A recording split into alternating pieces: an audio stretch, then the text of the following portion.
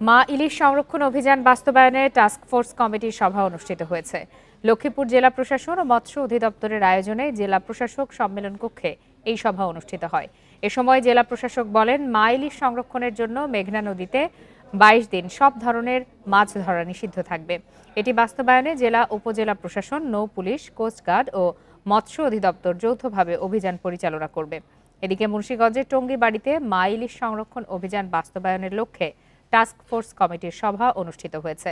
13 October থেকে 3 November পর্যন্ত মা ইলিশ সংরক্ষণ উপলক্ষে অভিযান অব্যাহত থাকবে। মা ইলিশ রক্ষায় চাঁদপুরের সাংবাদিক ও জেলেদের সাথে মত বিনিময় সভার আয়োজন করে জেলা প্রশাসক। প্রশাসন, আইন শৃঙ্খলা রক্ষাকারী বাহিনী থেকে শুরু করে তাদের সবার তৎপরতার পাশাপাশি সামাজিকভাবে আমাদেরকেও একটু সচেতনতা অবলম্বন করতে হবে।